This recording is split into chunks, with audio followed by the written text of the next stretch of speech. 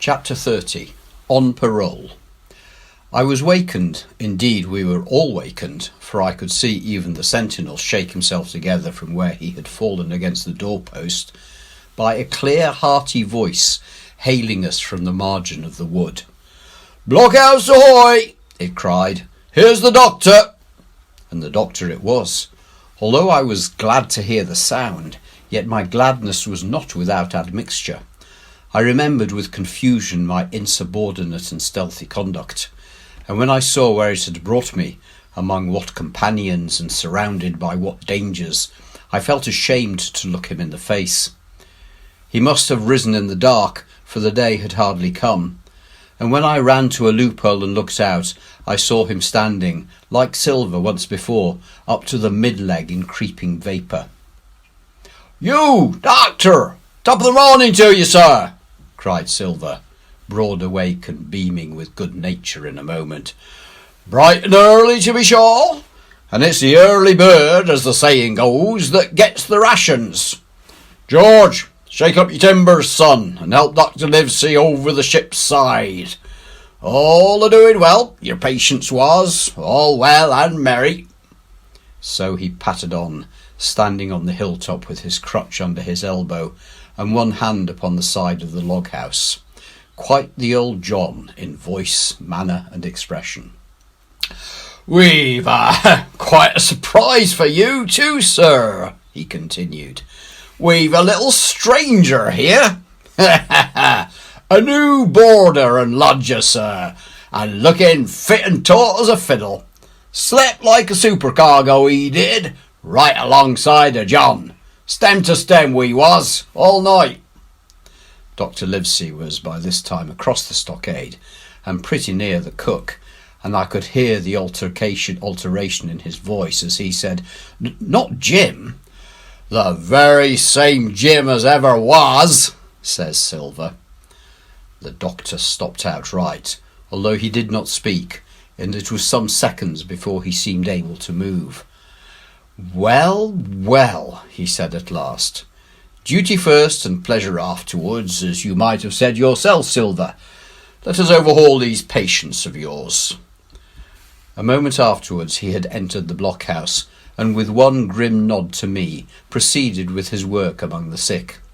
He seemed under no apprehension, though he must have known that his life among these treacherous demons depended on a hair, and he rattled on to his patients as if he were paying an ordinary professional visit in a quiet English family. His manner, I suppose, reacted on the men, for they behaved to him as if nothing had occurred, as if he were still the ship's doctor, and they still faithful hands before the mast. "You're doing very well, my friend," he said to the fellow with the bandaged head, "and if ever any person had a close shave, it was you. Your head must be as hard as iron. Well, George, how goes it? You're a pretty colour, certainly. Why, your liver, man, is upside down. Did you take that medicine? Did you take that medicine, men?" "Aye, aye, sir, he took it sure enough," returned Morgan. "Because, you see, since I am a mutineer's doctor, or prison doctor, as I prefer to call it," says Dr. Livesey in his pleasantest way, "I make it a point of honour not to lose a man for King George, God bless him, and the gallows." The rogues looked at each other, but swallowed the home thrust in silence. "Dick don't feel well, sir," said one. "Don't he?" replied the doctor. "Well, step up here, Dick, and let me see your tongue." "No, I should be surprised if he did. The man's tongue is fit to frighten the French. Another fever." "Ah, there," said Morgan, "that comed of spiling Bibles."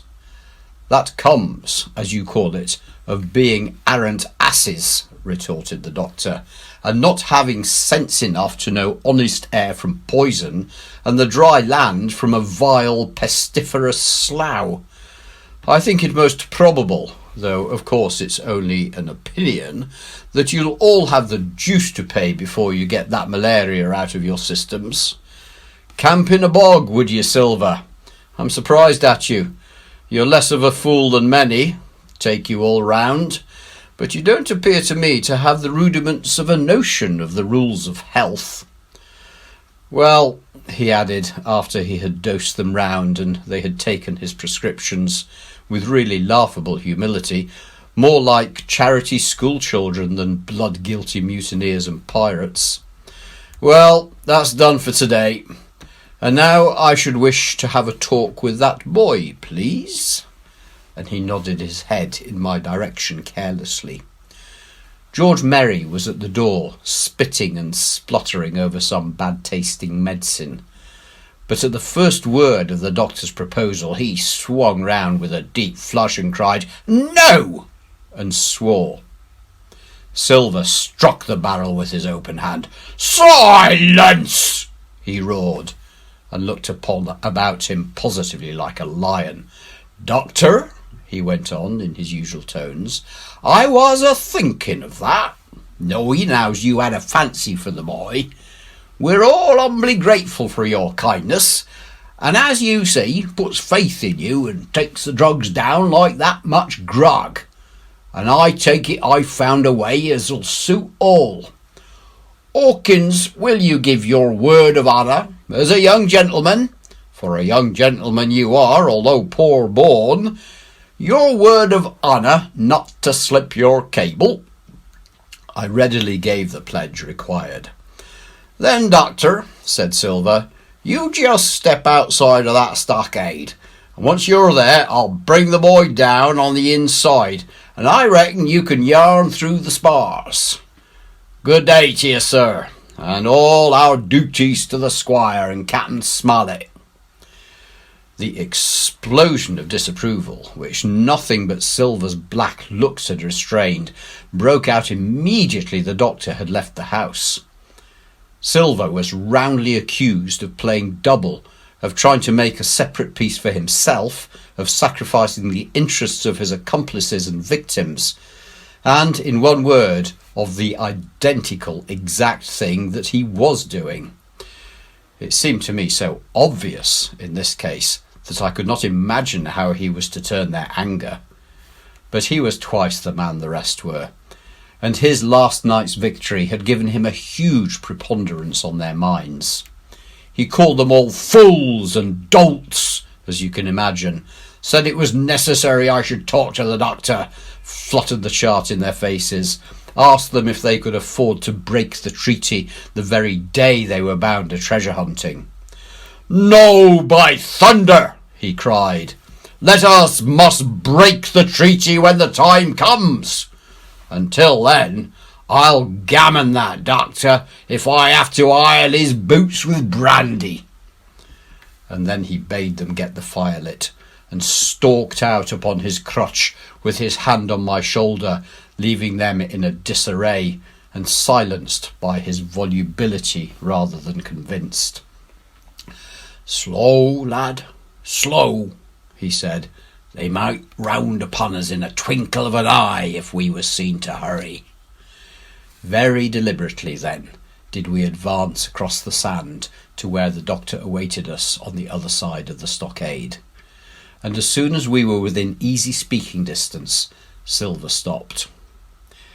"You'll make a note of this here also, doctor," says he, "and the boy'll tell you how I saved his life, and were deposed for it too. And you may lay to that, doctor, when a man's steering as near the wind as me, playing chuck farthing with the last breath in his body, like, you wouldn't think it too much, mayhap, to give him one good word. You'll please bear in mind, it's not my life only now, it's that boy's into the bargain. And you'll speak me fair, doctor, and give me a bit of hope to go on, for the sake of mercy." Silver was a changed man once he was out there, and had his back to his friends in the blockhouse. His cheeks seemed to have fallen in, his voice trembled. Never was a soul more dead in earnest. "Why, John, you're not afraid?" asked Dr. Livesey. "Doctor, I'm no coward. No, not I. Not so much." And he snapped his fingers. If I was, I wouldn't say it, but I'll own up fairly. I've the shakes upon me for the gallows. You're a good man and true. I never seen a better man. And you'll not forget what I done good, not any more than you'll forget the bad, I know. And I step aside, see here, and leave you and Jim alone. And you'll put that down for me too, for it's a long stretch is that. So saying, he stepped back a little way till he was out of earshot, and there sat down upon a tree stump and began to whistle, spinning round now and again upon his seat so as to command the sight, sometimes of me and the doctor, and sometimes of his unruly ruffians as they went to and fro in the sand between the fire, which they were busy rekindling, and the house, from which they brought forth meat and bread to make the breakfast. So, Jim, said the doctor sadly, here you are. As you have brewed, so shall you drink, my boy. Heaven knows I cannot find it in my heart to blame you, but this much I will say, be it kind or unkind. When Captain Smollett was well, you dared not have gone off, and when he was ill and couldn't help it, by George, it was downright cowardly. I will own that I here began to weep. Doctor, I said, you might spare me. I have blamed myself enough. My life's forfeit anyway, and I should have been dead by now if Silver had not stood for me. And, Doctor, believe this, I can die, and I dare say I deserve it. But what I fear is torture. If they come to torture me... Jim, the doctor interrupted, and his voice was quite changed. Jim, I can't have this. Whip over and we'll run for it. Doctor, said I passed my word. I know, he cried. We can't help that, Jim, now. I'll take it on my shoulders, holus, bolus, blame and shame, my boy. But stay here, I cannot let you. Jump, one jump and you're out, and we'll run for it like antelopes. No, I replied. You know right well you wouldn't do the thing yourself. Neither you, nor Squire, nor Captain, and no more will I. Silver trusted me. I pass my word, and back I go. But, Doctor, you did not let me finish. If they come to torture me, I might let slip a word of where the ship is, for I got the ship, part by luck and part by risking, and she lies in the North Inlet, on the southern beach, and just below high water. At half tide she must be high and dry. The ship! Exclaimed the doctor. Rapidly I described to him my adventures, and he heard me out in silence. There is a kind of fate in this, he observed when I had done. Every step it's you that saves our lives. And do you suppose by any chance that we are going to let you lose yours? That would be a poor return, my boy. You found out the plot. You found Ben Gunn. The best deed that ever you did, or will do, though you live to 90.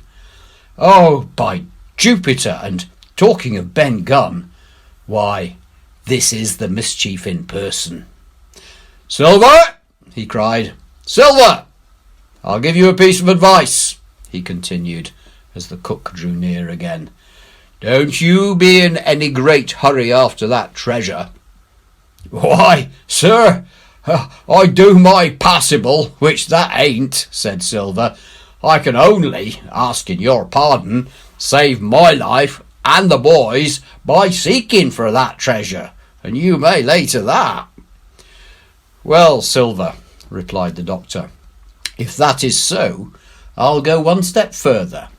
Look out for squalls when you find it.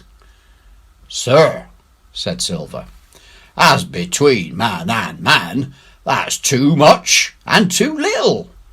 What you're after, why you left the blockhouse, why you given me that there chart, I don't know now, do I? And yet I done your bidding with my eyes shut and never a word of hope. But no, this here's too much. If you won't tell me what you mean plain out, just say so and I'll leave the elm. No, said the doctor musingly, I've no right to say more. It's not my secret, you see, Silver, or, I give you my word, I'd tell it you. But I'll go as far with you as I dare go, and a step beyond, for I'll have my wig sorted by the captain, or I'm mistaken. And first, I'll give you a bit of hope. Silver, if we both get alive out of this wolf trap, I'll do my best to save you, short of perjury. Silver's face was radiant. You couldn't say more, I'm sure, sir. Not if you was my mother, he cried. Well, that's my first concession, added the doctor. My second is a piece of advice. Keep the boy close beside you. And when you need help, halloo! I'm off to seek it for you, and that itself will show you if I speak at random. Goodbye, Jim.